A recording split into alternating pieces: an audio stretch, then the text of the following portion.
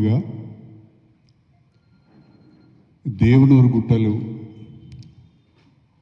అటవీ శాఖకు సంబంధించిన 1000 ఎకరాల భూములు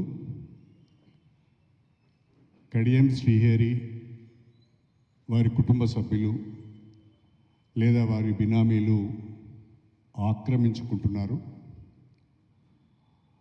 అడవులను నరికివేస్తున్నారు, మొత్తం అడవులను సాఫ్ చేస్తున్నారు, తర్వాత సఫా చేయబోతున్నారు అనే శీర్షికన వార్తలు వస్తున్నాయి. ఆ వార్తల ఆధారంగా జనగామ ఎమ్మెల్యే శ్రీ పల్లా రాజేశ్వర రెడ్డి గారు,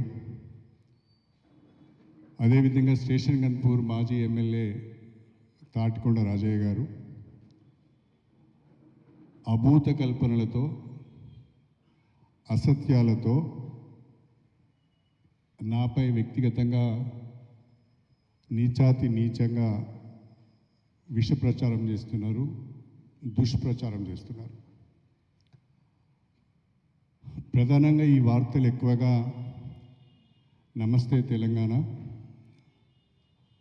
tea news, BRS social media, Palla Rajeshwara Reddy గారి ప్రకటనలు, తాటికొండ రాజయ్య గారి ప్రకటనల్లో నేను అటవీ భూములను ఆక్రమించుకున్నట్టుగా విస్తృతంగా ప్రచారం చేస్తున్నారు. ఏమాత్రము ఆధారం లేని వార్తలు, సత్యదూరమైన వార్తలు,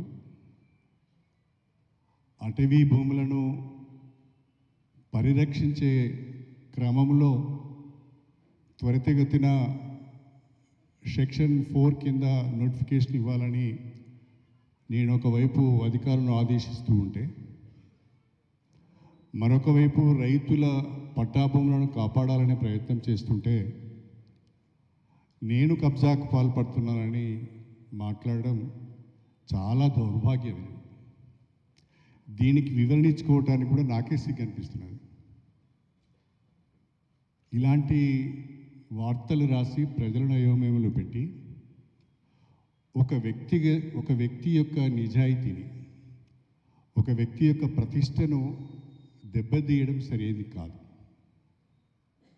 దీన్ని మానుకోవాలని చెప్పి నేను సూచిస్తున్నాను. ఆధారాలు ఉంటే,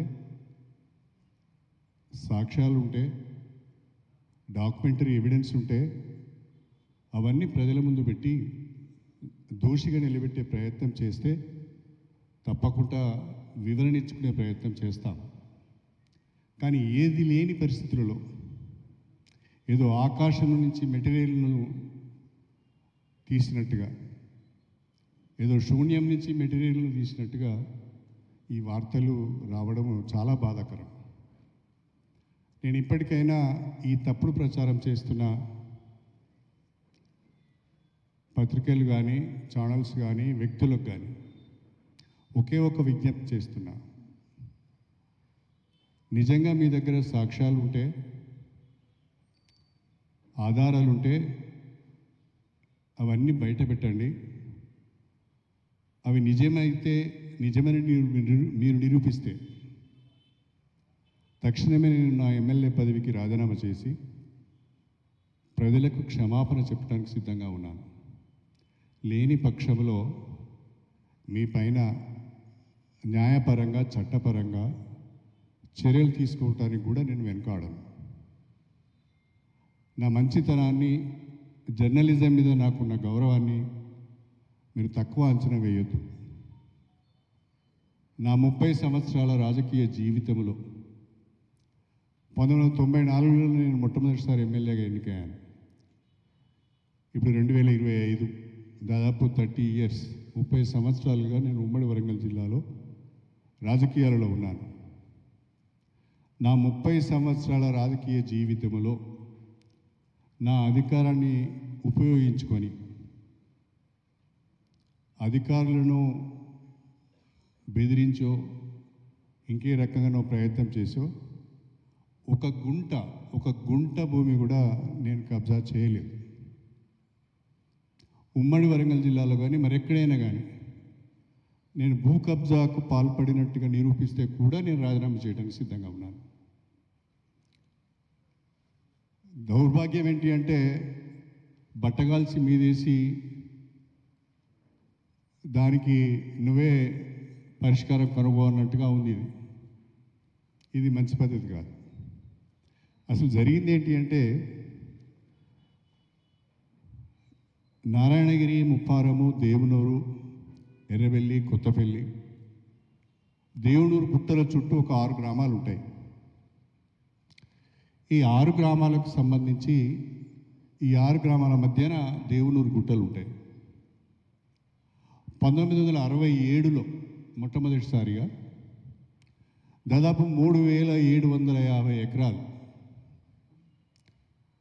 దాన్ని ఫారెస్ట్ యాక్ట్ 4 కింద, సెక్షన్ 4 కింద రిజర్వ్ ఫారెస్ట్గా డిక్లేర్ చేయాలని చెప్పి ఒక ప్రతిపాదన తయారు చేశారు. ఒక డ్రాఫ్ట్ నోటిఫికేషన్ తయారు చేశారు.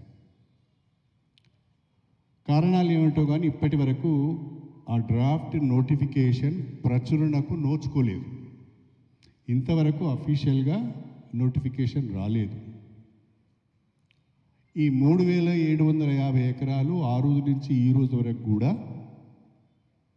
ఫారెస్ట్ శాఖ అధీనంలోనే ఉన్నవి. దీనిపైన రైతులందరూ నా దగ్గరికి వచ్చి ఫారెస్ట్ నోటిఫికేషన్ అంటే ఫారెస్ట్ డ్రాఫ్ట్ నోటిఫికేషన్ లేని, ఫారెస్ట్ డ్రాఫ్ట్ నోటిఫికేషన్లో లేని పట్టాభూములను కూడా ఫారెస్ట్ అధికారులు అధీనంలో పెట్టుకొని మమ్మల్ని వ్యవసాయం చేసుకొని ఇవ్వడం లేదు. మేము పంటలు వేసుకుంటే మా పంటలను నాశనం చేస్తున్నారు, మా హద్దులను చెరిపేస్తున్నారు, సమస్య చాలా రోజులుగా ఉంది, మేము అవస్థలు పడుతున్నాము, దీన్ని పరిష్కరించాలని నా దగ్గరికి వచ్చారు. నేను ఆ నియోజకవర్గ ప్రతినిధిగా, ఆ రైతుల యొక్క ప్రతినిధిగా వాళ్ళందరినీ తీసుకొని నేను కలెక్టర్ గారి దగ్గరికి వెళ్ళాను. కలెక్టర్ గారి దగ్గరికి వెళ్ళి వాళ్ళ రిప్రజెంటేషన్ కలెక్టర్ గారికి ఇచ్చి, ఈ సమస్య చాలా సంవత్సరాలుగా నలుగుతున్నది, దయచేసి మీరు రెవెన్యూ డిపార్ట్మెంటు, ఫారెస్ట్ డిపార్ట్మెంటు రెండును కూడా జాయింట్ సర్వే చేయండి. జాయింట్ సర్వే చేసి హద్దులు నిర్ధారించండి. నిజంగా రైతులకు పట్టాలు ఉంటే వారికి ఆ భూమి వ్యవసాయం చేసుకునే విధంగా వాళ్ళకి అవకాశాన్ని కల్పించండి అని చెప్పి నేను రిప్రజెంట్ చేయడం జరిగింది. నాకంటే ముందే ఒక 6 నెలల ముందు మన మల్కాజ్గిరి ఎంపీ ఈటల రాజేందర్ గారు వారి దగ్గరికి ముప్పారం రైతులు వెళ్ళినట్టున్నారు. ఆయనకు ఒక రిప్రజెంటేషన్ ఇస్తే ఆయన ప్రిన్సిపల్ CCFకి ఒక లెటర్ పెట్టారు. ఈ దేవునూరు గుట్టలలో అటవీ భూములలో పట్టా భూములు కూడా ఉన్నాయి, మీరు సర్వే చేసి రైతులకు న్యాయం చేయండి అని చెప్పి వారు కూడా ఒక లెటర్ పెట్టారు. మా ఇద్దరికంటే ముందు కొంచెం వివరంగా చెప్తున్నాను, దయచేసి సమయం ఇవ్వండి. మా ఇద్దరికంటే ముందు రాజీవ్ గాంధీ హనుమంత్ గారు ఉన్నప్పుడు, రాజీవ్ గాంధీ హనుమంత్ గారు కలెక్టర్గా ఉన్నప్పుడు ఒక జాయింట్ సర్వే జరిగింది. ఆ జాయింట్ సర్వేలో వారు చెప్పింది ఏంటంటే, వాస్తవంగా 3750 ఎకరాల అటవీ భూమికి గాను ప్రస్తుతము ఫారెస్ట్ అధీనంలో 3955 ఎకరాలు ఉంది.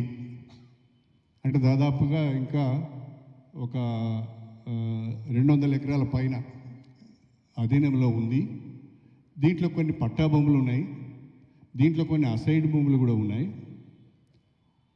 మొత్తము ఫారెస్ట్ వాళ్ళు అధీనంలో పెట్టుకున్నారు, దీనిపైన చర్య తీసుకోవాలి అని చెప్పి అప్పటి కలెక్టర్ రాజీవ్ హనుమంత్ గారు కూడా ఒక నివేదిక ఇచ్చారు.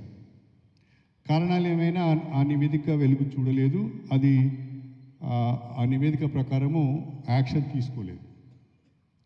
తర్వాత మేము రిప్రజెంటేషన్ ఇచ్చిన తర్వాత కలెక్టర్ గారు రెవెన్యూ మరియు ఫారెస్ట్ డిపార్ట్మెంట్ వాళ్ళతోని జాయింట్ సర్వే చేయించారు. ఈ జాయింట్ సర్వే చేపించిన తర్వాత ఆ జాయింట్ సర్వే రిపోర్ట్ పైన రెవెన్యూ వాళ్ళు సంతకం పెట్టారు, ఫారెస్ట్ వాళ్ళు సంతకం పెట్టారు, ఏడీ సర్వే వారు కూడా సంతకం పెట్టారు. అంటే వారు ఇచ్చిన నివేదికను ఫారెస్ట్ డిపార్ట్మెంట్ కూడా ఒప్పుకున్నది. జాయింట్ సర్వేను ఫారెస్ట్ డిపార్ట్మెంట్ కూడా ఒప్పుకున్నది. ఆ జాయింట్ సర్వేలో తేలింది ఏంటి అంటే మొత్తము 3,955 ఎకరాలు ప్రస్తుతము ఫారెస్ట్ డిపార్ట్మెంట్ వాళ్ళ అధీనంలో ఉంది. వాళ్ళ డ్రాఫ్ట్ నోటిఫికేషను 3,750 ఎకరాలు మాత్రమే. దానికి మించి ఫారెస్ట్ వాళ్ళు భూమిని వాళ్ళ అధీనంలో పెట్టుకున్నారు. దానికి మించి డ్రాఫ్ట్ నోటిఫికేషన్కి మించి వాళ్ళు పట్టా భూములలో కూడా ట్రెంచ్లు కట్ చేసి ఇది మా భూమి మీరు రావద్దని రైతులను బుకాయిస్తున్నారు అని చెప్పి ఆ నివేదికలో ఇచ్చారు.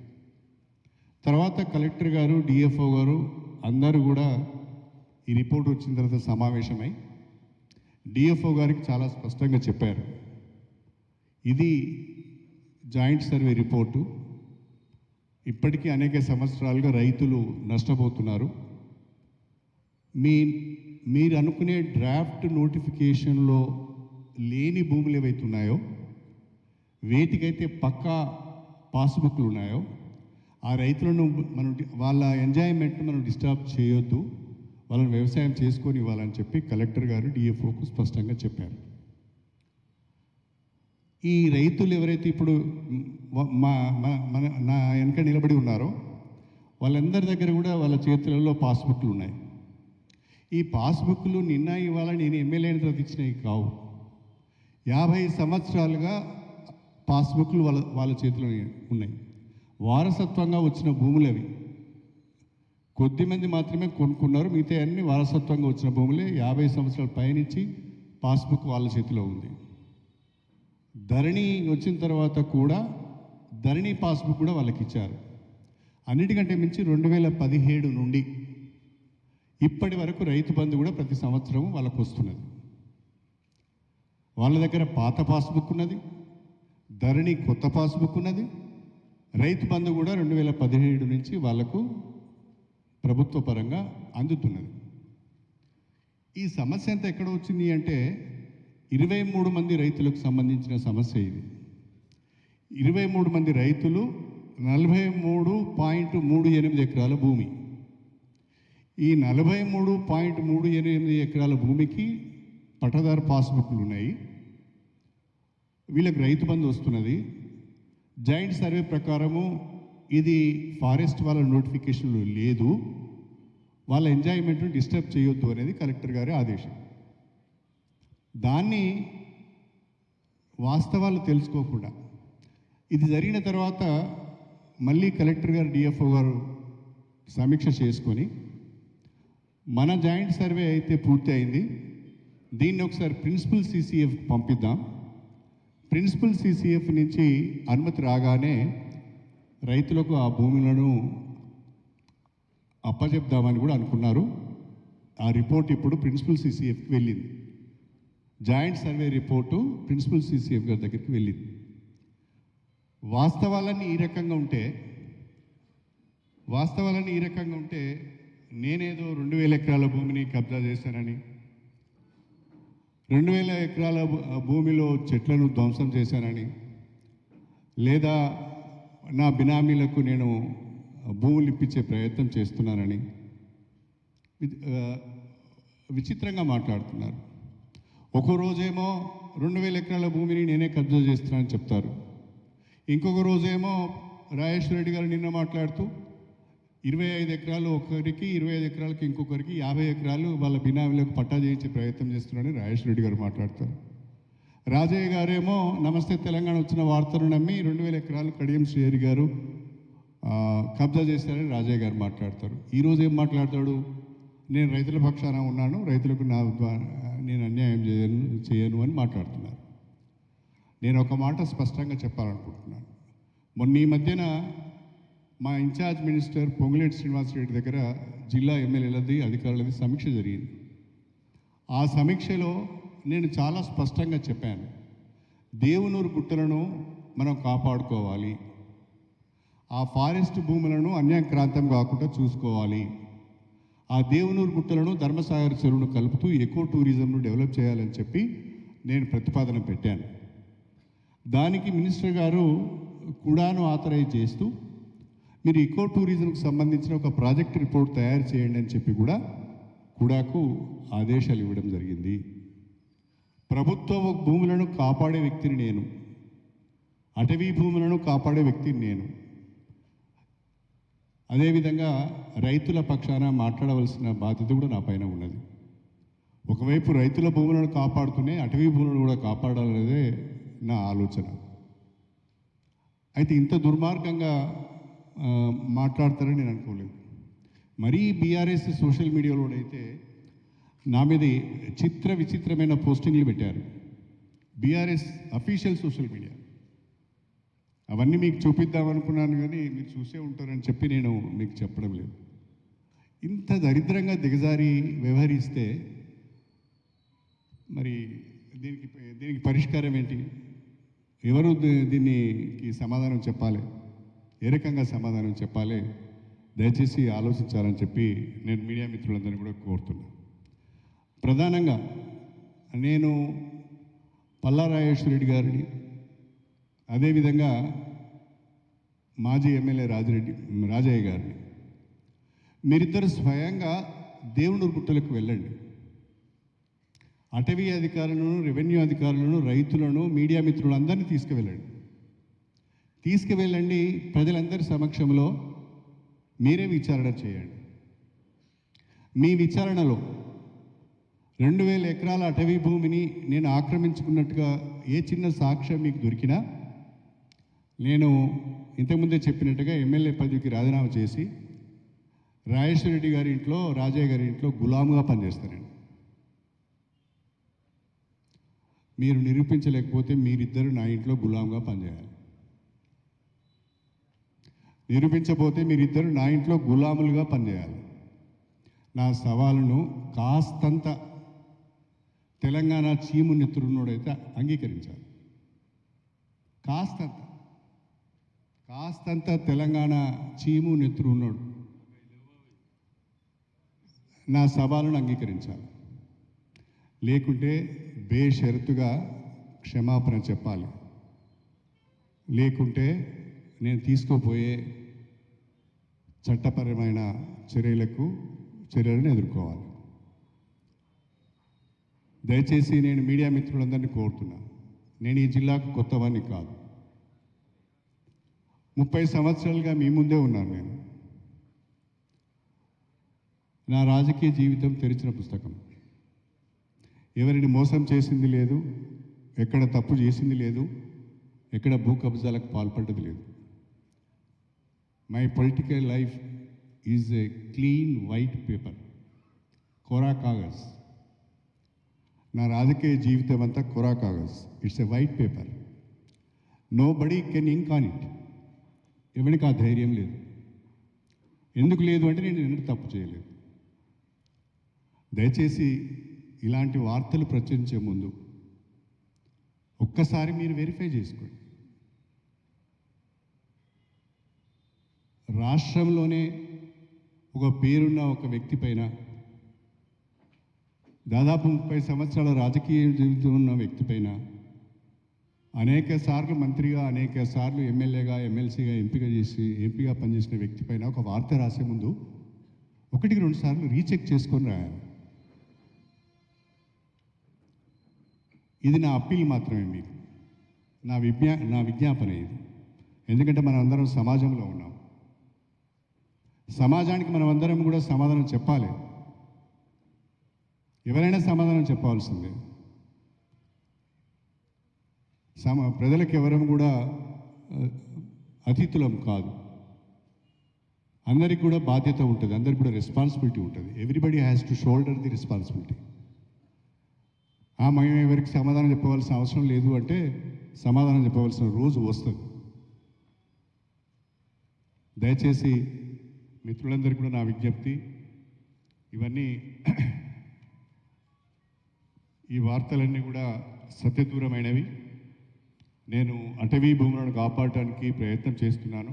ముఖ్యమంత్రి గారిని ఒప్పించి త్వరలోనే డ్రాఫ్ట్ నోటిఫికేషన్ కూడా ఇచ్చి ఆ భూములన్నీ ఫారెస్ట్కు అప్పచెప్పి ఈకో టూరిజం ప్రాజెక్టుగా డెవలప్ చేసే ప్రయత్నం చేస్తాను.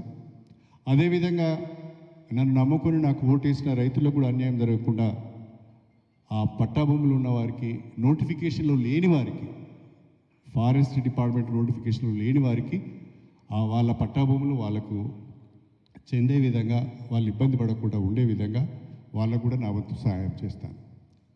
Thank you very much. ఎవరికైనా ఏదైనా డౌట్ ఉంటే అడగండి ఇప్పుడే.